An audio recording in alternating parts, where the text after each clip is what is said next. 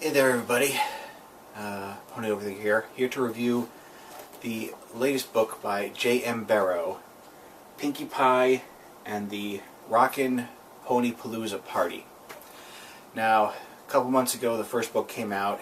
It was the Twilight Sparkle book, and it picked up right after the end of Season 3 and gave us a little insight to, how Twilight was adjusting to the whole princess thing.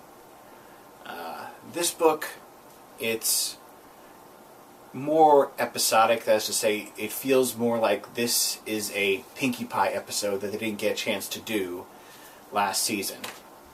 For the record, it does take place after the last book, or at least it takes place after Season 3, and Twilight is a princess, and that does play an important part in the story.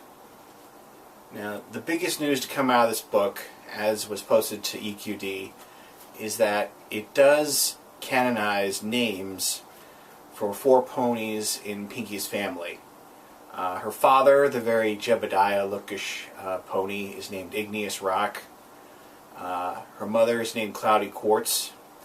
And her maybe twin sisters are Limestone Pie and Marble Pie. Limestone being the one that has some purple. Marble is the one that some people have been referred to as Inky Pie in the fandom. So I think those names fit pretty good.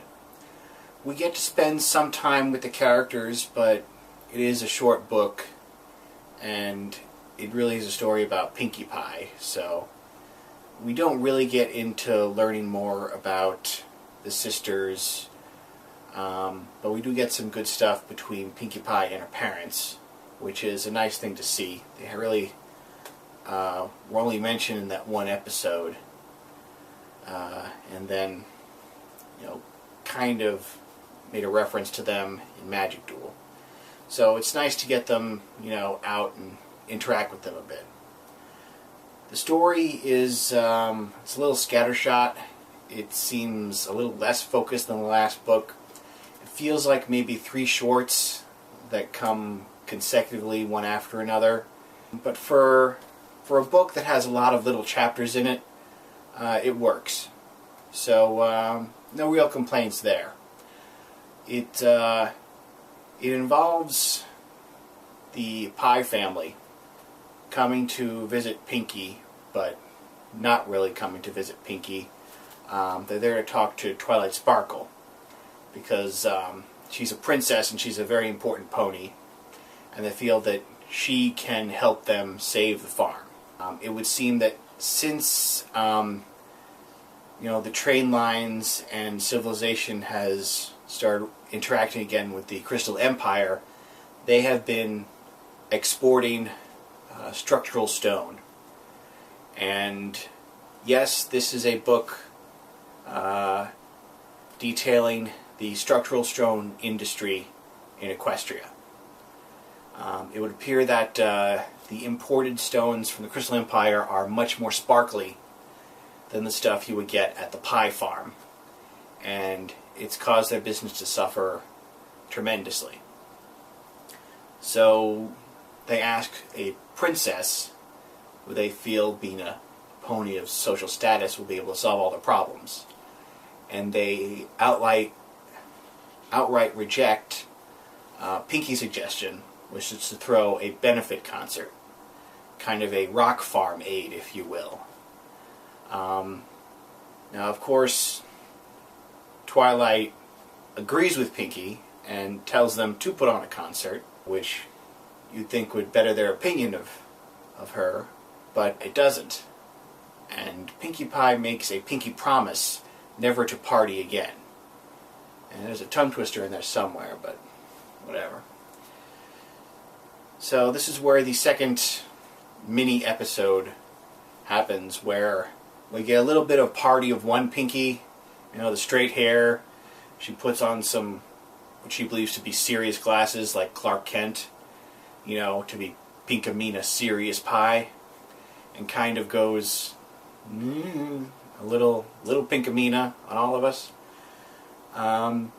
and her friends kind of have these little set pieces where they try to tempt her back to the party side, to no avail.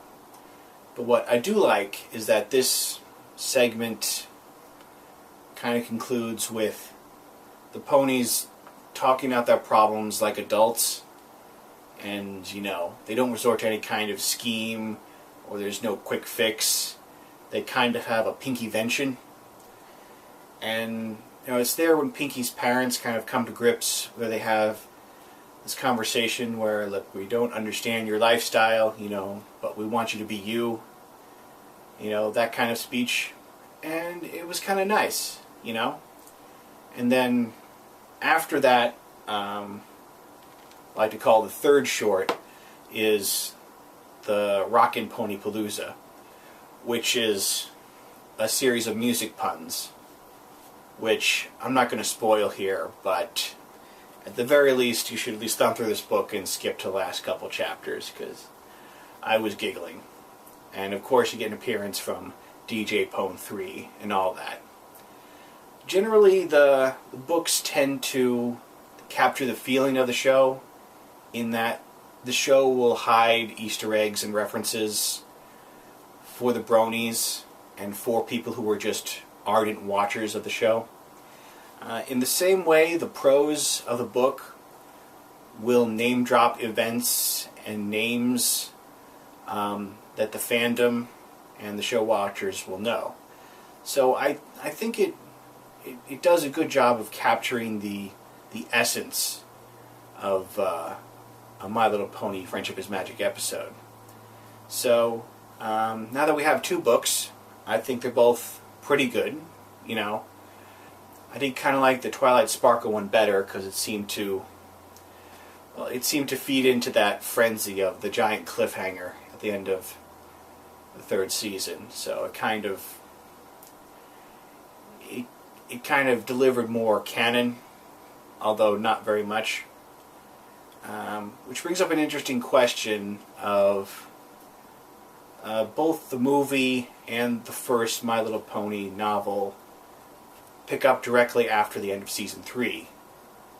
Do they conflict, or can they be reconciled? So I'm going to be doing my next video about how Equestria Girls the movie and the Twilight Sparkle book compare. The next book, which is the Rainbow Dash Daring Do book, won't be out to the 1st of 2014, so we're going to have some time before then.